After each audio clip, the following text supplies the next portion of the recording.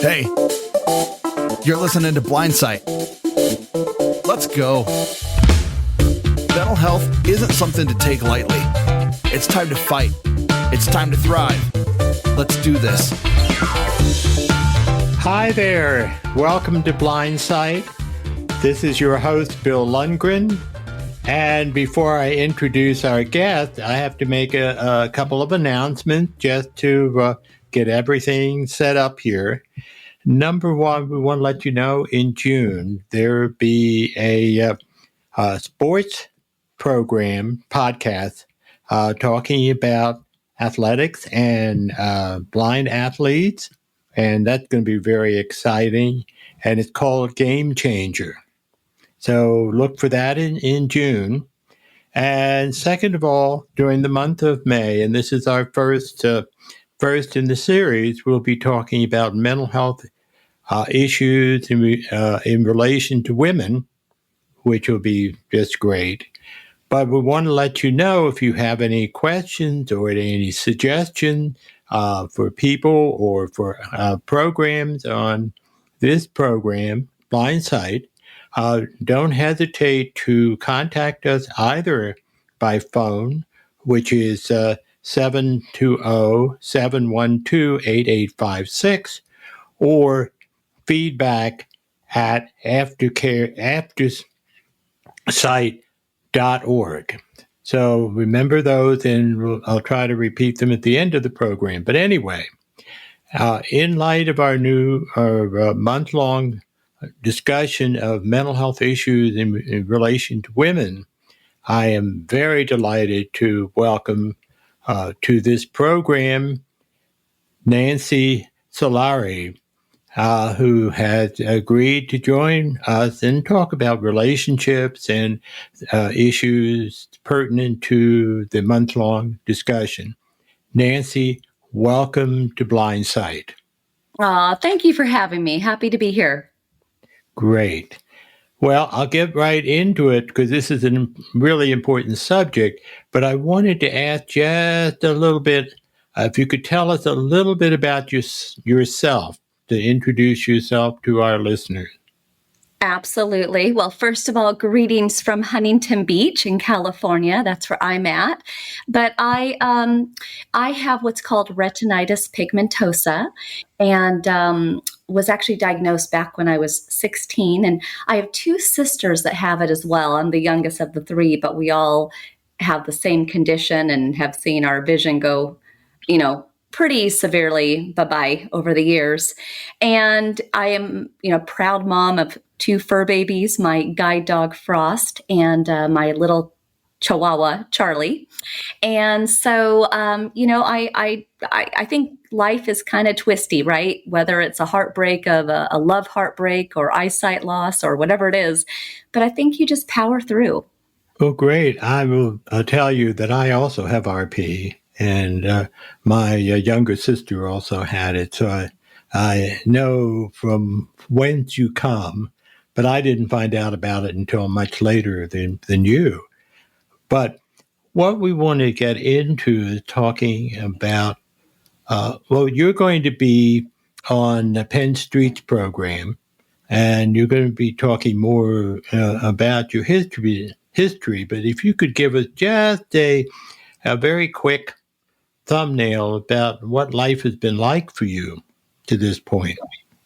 With regards to my vision loss, mainly. Yeah. Mm-hmm. It's interesting.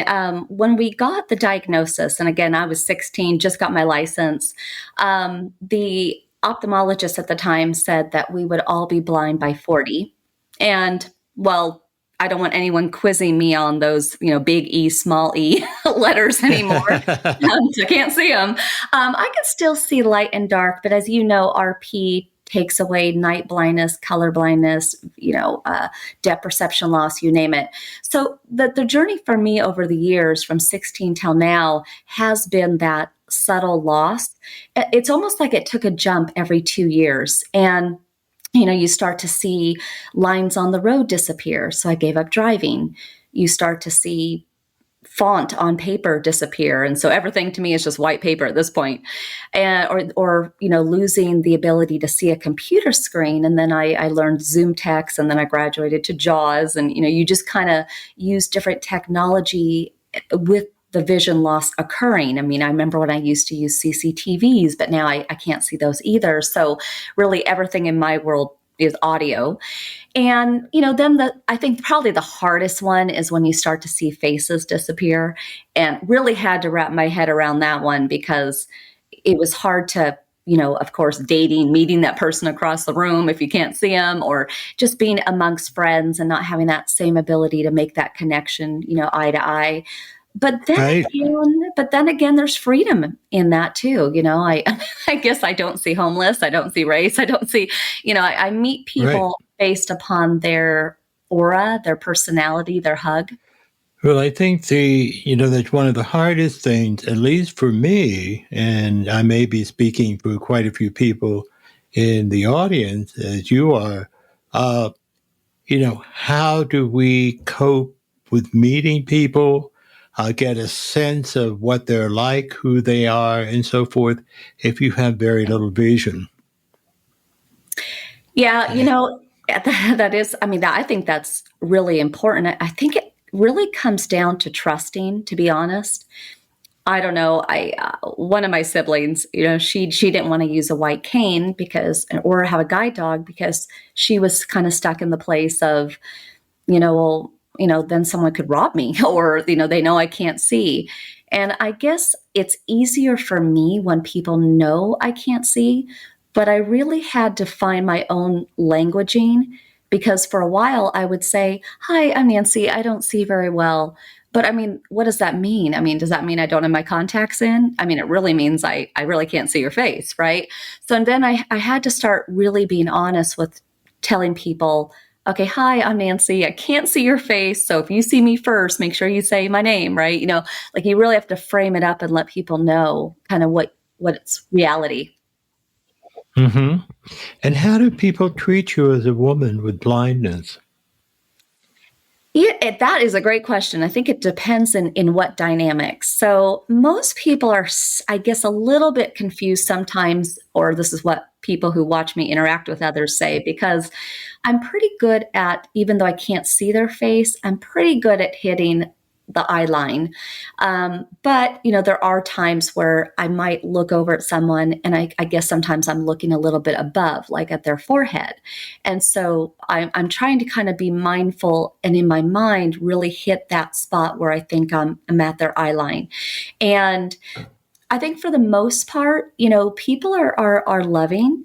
If I go on a date, let's say, and I haven't had a ton of dialogue with them, because when you do a dating app, you don't always, sometimes you can tell somebody you don't see, but until they're actually with you in person, then they're like, oh, wow. She really can't see, And Right. so Mm-hmm. I think you kind of have to, so people sometimes have to experience me. But then I will have people on my colleagues I work with, and they forget all the time. They're like, hey, Nancy, take a look at this. And I'm like, all right, I'll get right on that. Right. But they just forget, because they know I'm kind of smart and with it work wise, that they just forget, oh, wait, she can't see this PDF. Right. Mm-hmm. We almost become a little too competent, and people forget. Pretty much, I would say that, and so you kind of have to find this balance between being confident, not letting RP or any eye condition, take your power. But then you got to balance that with being honest and knowing that people are not mind readers. Mm-hmm. Well, the thing is that women in general, and I know I'm stereotyping, but that's what we have to start with. Women are expected to be the caretakers, expected to, they're not expected to be aggressive, or even sometimes they treat a woman who's an executive very differently than a man.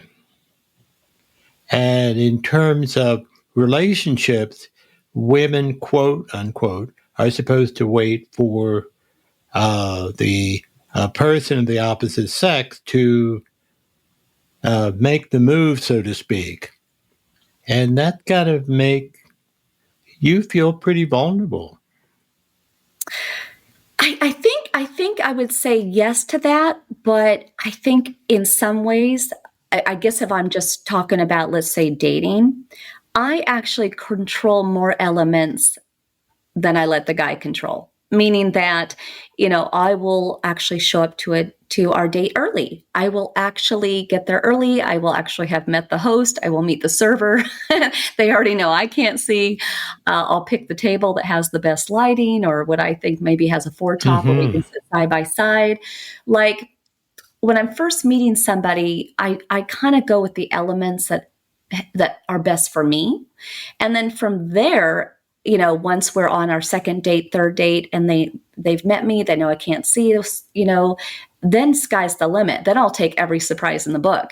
But I think in the very beginning, I do try to control those elements. Or if I'm going to like a networking event at a hotel, I'll call ahead. I'll ask, when I get there, could someone help me find the ballroom? Or, could I sit in the front row? Can I sit? Is there a seat near an outlet where I can plug in my note taker? I think you just have to get really good at asking for what you need. So, in other words, you're saying, to succeed, in a sense, you've got to be proactive and look at all the possible pitfalls and to eliminate them before things even start in terms of meeting someone. I definitely think so. I watch a lot of Hallmark. I love romance, but at the same time, those are actors. They have a script, rehearsals, right? I think it's okay to have a plan. And then, either chemistry's there or it's not. But I also think that dating does not have to be a solo journey. I haven't dated with my friends physically, but I've dated with my friends remotely. They'll log into my account. They'll read profiles with me. What do you think of this guy? My type or not my type? Or they'll do my swiping. My assistant does my swiping. Because the pictures in the phone are so small and it's a bit technical. So I think you can actually date with friends, with people. And maybe even go on a physical date. Maybe two people decide that's it. This is the year we're going to meet our somebody. And maybe they both go on Match.com or whatever site. Then, hey, each of you meet somebody, go on a double date. Now you're not by yourself. Well, as you do meet someone, or you go out for, let's just say, the second date, and things begin to get serious. What's been your experience in those relationships evolving? Because that's less, I would imagine, less predictable. At least they are for me. Well, this is where it gets really interesting, because when I think about the guys that I've actually had, 3-year, 4-year, 7-year relationships with, my vision loss was not a factor. They know that I'm Right. fun. They know that I like to go travel. I get great feet massages. It wasn't a factor. And then for those that it was a factor, trust me, there were things I wasn't jiving about them either. So I think you just have to sometimes not let it be this big elephant in the room. Again, I think chemistry says a lot. And if somebody is going to love you, they're going to love you whether you can see or can't see. Personally, maybe it's a benefit because I don't see wrinkles. I don't see gray hair, just saying. Well, what I hear you saying that, the first step certainly is to deal with your blindness and get that out of the way and know that after that, they have to like you as you are. In other words, get it taken care of in terms of people's knowledge and know that you're competent, regardless of sight or not, and then move from there. Am I hearing it right? 100%. But one has to be confident with their amount of vision they've lost first. it's that old philosophy, two strong halves make a whole.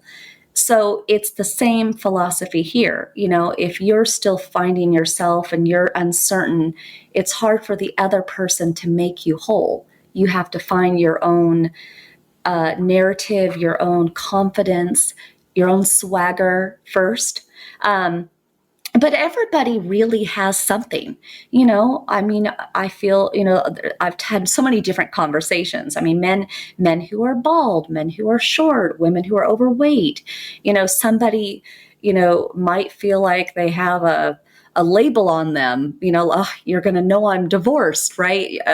Single parents, everybody has their own hardship. For me, it just happens to be not seen. But I got to tell you, in some ways, the more I go through life, the more I realize I'd rather be visually impaired than, hearing impaired, because I love music and I love the words "I love you," or I'd rather be blind than to me in a wheelchair, only because I physically move really fast in my day. So for me, I have the right disability for me.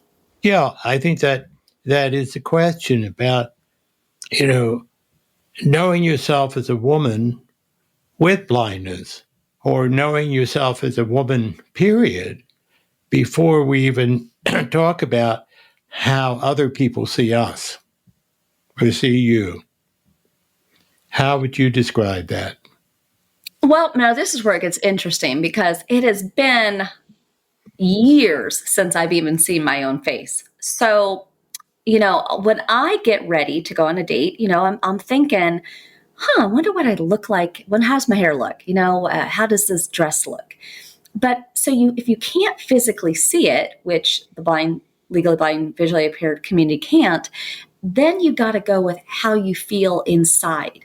So like I'll put on some music. I've got myself dancing around the room and having a great time and curling my hair and feeling good in my dress, calling up the Lyft or the Uber.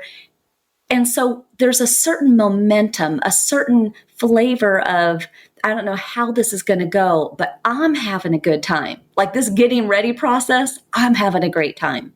And as a woman, we like to feel pretty, put on the perfume, put on the dress, curl your hair, have fun. And then when you leave and you go to the date, again, wild card for everybody, sighted, unsighted, nobody knows what that's going to be like.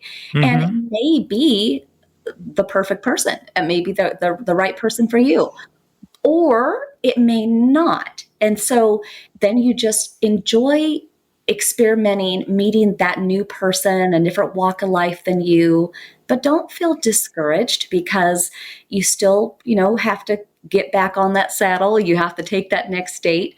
But it's interesting, when I go home, even after a date that hasn't been necessarily the perfect match, I still get to go home with myself. And, I guess you get really good at dating yourself, and you really get good at even the nights you're alone, you've got your thing. I mean, there's nothing like watching, like I said, Hallmark with my guide dog Frost and my Chihuahua Charlie and having a glass of wine. We have the greatest time. So if you build, as a female, if you build a good time, then you ooze a good time. Then your date is a good time, whether it's romantic or friends.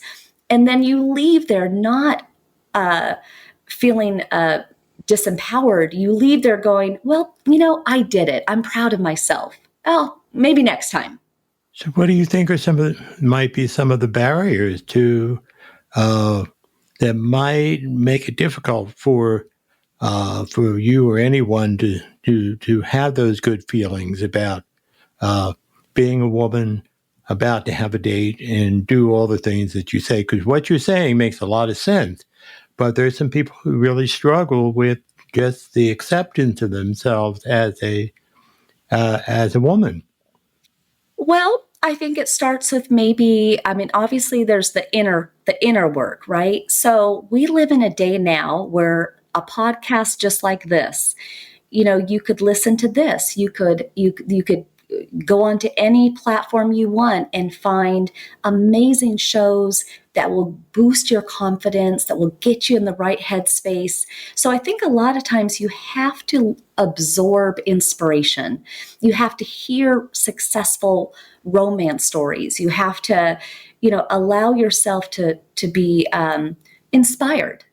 Then from there, you figure out, okay, what am I going to wear? Well, have a friend, go shopping. I mean, I'll be honest, I've got my everyday clothes because I've got I've got a light colored Chihuahua and a golden lab, and you better believe I wear their hair on my everyday clothing, right? So there Right. are dresses I might go on a date in where I just hang them up immediately. I don't get them all hairy, and I know I'm leaving with a dress that looks good.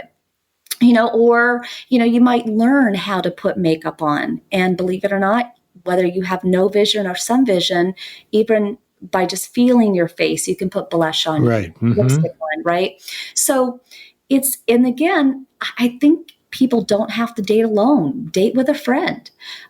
So I just think you have to set your own tone in life, but it does start with feeling inspired. And if, again, a dating app, a dating website does not inspire you, then go back to basics. Actually gone out to lunch or happy hour where I've gotten a table by myself, just a spot at the bar or a table for one, and you're way more approachable by yourself than when you are with one friend or a group of friends. Good. So again, take yourself on a date, and who knows who you might meet. So what you're saying, we have to, that you have to work on yourself first, really, and be and develop that confidence about yourself and know that you're okay.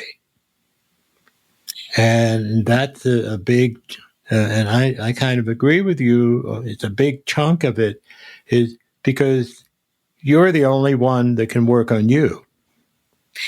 Yeah, and you know what? Don't forget to pack your humor on the date and pre-date. Right. You know what I mean? So to me, humor is important. I mean, I've worn a dress inside out. I've done it. I've tripped downstairs. I've ran into walls. I've actually gone to sit in a chair and it wasn't there and I fell on the ground. You Yeah. gotta have fun. And so I think at the end of the day, I mean, so what? We don't see well. We don't see at all. It doesn't define your ability to be loved and doesn't define your ability to give love. But if you make it such a big elephant in the room, if you give it so much power and it does define you, well, then that's where you're mentally getting in your own way. I mean, it's just vision loss. It's not your heart. It's not your soul. Do you know what I mean? Perhaps you can talk a little bit about how you got that way. I mean, there's a lot of messages outside of us, men and women, about blindness, about, quote, helpless, so forth and so on. And, particularly for someone who's newly blind, but even if they've been blind for some time, family members will interfere. What do you advise people to do to help them get that confidence that we're talking about? So it's a good question. So you might want to consider a support group, or you might want to consider bonding with organizations that are with others that are blind or visually impaired. I've worked with the Braille Institute. I live, in Orange County now, but I lived in LA, and I've been a part of both chapters. I've been a part of a lot of organizations for the blind and the visually impaired over the years. And you learn from each other, and you build each other up. And I meet people that, play instruments in nightclubs. I mean, they are the entertainment. I meet really impressive people, and you inspire each other, and you see wow, how far one can stretch and things that one can do. And so that would be a first step if somebody didn't feel like they had enough of that foundation. Now, for me, I have two sisters, right, that have the same eye condition I have. So, we three call each other all the time. I mean, we're different. Both of them are married and I'm the single one, but, there's confidence in camaraderie. My camaraderie is with my siblings, but if I didn't have them, then I'm sure I would be knee deep or thigh deep into more organizations, mingling and jingling with others like me. Now, outside of that, though, don't feel like you can't get a separate therapist on the side. Sometimes one has to talk out to a neutral person situations, fears, because sometimes your best sounding board is not your family. It's not your friends. Not because they don't care, but in some ways they might be too protective, right? So Right. I'm a fan of, if you need a third party therapist or person, and in this day and age, you can get someone just by phone. Don't even have to leave their house. Like, you don't have to go to their office anymore, right? And then the last thing I would say is, if you're not sure about like dating, you're not sure about that kind of one-on-one, then just get yourself out and about. So whether, again, that's amongst the visually impaired blind community, going to fundraisers, going to events, whatever that may look like, or, I throw myself out into other local meetups. I do these. There's this website called meetup.com, and it's pretty much everywhere, and you can create a free Right. profile. Yep. And so I go to a lot of those, and of course, when I go to those, most people are not legally blind or visually impaired. But again, it allows me to get really good at my dialogue, right? So when someone says, "Hi, I'm Pam," and I'm like, "Hi, I'm Nancy." See, I've now defined the "Hi, I'm Nancy." Oh, just so you know, I'm legally blind. I mean, I just thought I'd let you know that up front, just in case. Or somebody might say, "Okay, hey, so nice meeting you. I'll see you soon. Okay, remember, you're going to see me before I see you," right? So the more you're out and about, even amongst those who can see, you just really start to define a new way that you talk about the fact that you can't see. So it doesn't make all that socialness awkward. But I can imagine, people saying, "Oh, I can't do that. That's too scary," or "That's whatever," and put all kinds of barriers within themselves to keep them uh, from stepping out, particularly women, but men as well. Uh, it becomes real scary. And the question is, you know, I think what you're saying is right. It's the question of getting people maybe hurting enough that they say, "I can't stay home anymore. This is crazy. This is crazy. This is making me crazy. And I need to go out no matter what happens. And I know I'm a woman. I know I feel vulnerable as a woman, but what choice do I have?" Am I saying it right? Yeah, but again, I think that goes back to taking every step in the order that one needs. So again, first step is listening to podcasts, reading books, absorbing maybe the path of other blind, visually impaired people who have, you know, dated, successfully married, successful in business, or just their path from their condition to where they are today. Like, I think it just garnish a lot of inspiration that way. Then the next step, when you're ready, would be the therapist or a support group, or starting to go to, weekly or monthly meetings to be around others and kind of learn from others. Like, your confidence will slowly develop. And then once you feel good about that, then you're like, all right, well, I'll just put myself on a dating site. I don't have to go on the date, but I can at least dip my big toe in there, right? And then you start Right. to see what's possible. I mean, you could have phone dates and never really meet in person. That's fine. And so I think one just has to take a step forward, at the pace they want. I think you have to also, though, just be really in some ways a little bit more fearless, because I think a lot of times people think, oh, they're going to judge me, or oh, they might rob me, or you know, if you think of all the things that could go wrong, well, that's pretty sad, because that is fear, and that's false evidence appearing real. You haven't been robbed. You haven't been bullied. You haven't gone on a date and someone turns you down. Right. Those are things that you think are going to happen, but they haven't happened. So to me, that gray zone of the woulda, coulda, shouldas, that's, you want to get out of that zone and into the, all right, I did go on a date. And you know what? That person wasn't my match, right? You know, I'm the one who said no, right? Or you know what? All right, I'm on a website. I may not go on an actual date, but you know what? I'm on it, you know? So I think you just got to step towards empowerment.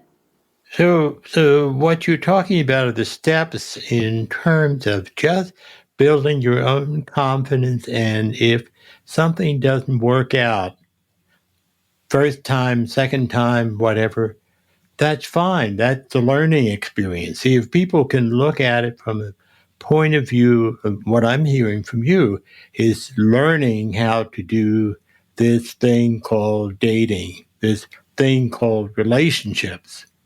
And I think there's also the part in a relationship. I know for myself, as a male, I go to a gathering, and those people who want to take care of me come out of the woodwork, and they make me a little crazy. So it's kind of like you also have but it can be very comforting in a way if you have somebody who's going to take care of you. But that's not what you want. This is not what you're talking about. You're talking about you're an independent woman, and you don't need to be taken care of. You just need to get out there and try out different things, see what works for you, and not worry about somebody taking care of you, but know you can take care of yourself. Am I saying that right? 100%. Because again, if you are a strong half, then you're better to the other person you meet. You have to figure that out for yourself first. Like, you have to have that confidence. Life has to be good, you by yourself, and then the next person, they just complement it. But you're 100% right. And I am so grateful for those that want to help. And, you know, we've all been there where somebody grabs your arm and they kind of grab it the way that's kind of awkward. So then you readjust it and you grab it the other way, right? Like people just don't know. But at the same time, no, they don't know. And they think they're helping. Yeah. And they are, but you know, it's a little awkward the way they grabbed my arm. Right. So then we grab it, we adjust. But I don't know. I think the sweaty palms, the butterflies of a first date, it's not any different than the sweaty palms and the butterflies of putting yourself in an unknown situation. But to me, that is so much more full of life than just sitting on the couch Saturday after Saturday after Saturday. Mm-hmm. Mm-hmm. Mm-hmm.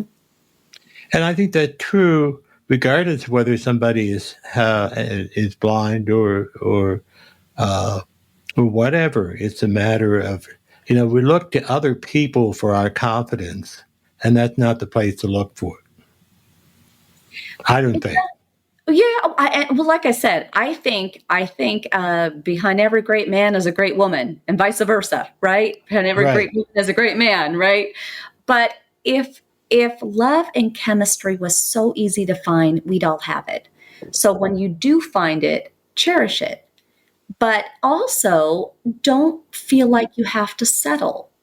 Don't feel like, oh my gosh, this one person likes me. He really likes me. No, you have to make sure that person is a good fit for you. Otherwise, it could be a really long life. So, don't sell yourself short. Right. Or even say, well, because he likes me, I better go for it because it might not be anybody else out there. Yep. I've dated a couple narcissists in my time, and they have a bigger disability than I do. Mm-hmm. Mm-hmm. Mm-hmm.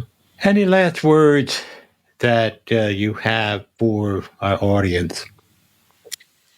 I think it's just about getting started, taking action, and whether you do it alone or do it with a friend.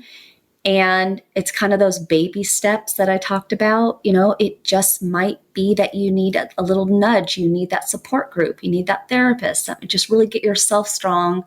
Then it's getting yourself socially around people, whether it's the visually impaired blind community or whether it's, that meetup.com or some other social circles where it's kind of everybody under the sun. And then it's about having fun, because I think people forget that. All this dating, building a business, finding a job, whatever that looks like with anything in life, if you make it seem like a daunting task, a huge mountain, dun, dun, dun, dun, it will be. But if you take the power back and you're like, I'm going to have fun. If this works out, great. If it doesn't, I tried. It's just got to start with your narrative and how you choose to see, the glass of life half full or half empty. Fantastic. I really appreciate having you on, Nancy, because you've given a lot of good information to people. Is there a way that if somebody wants to contact you, that they can reach you? Absolutely.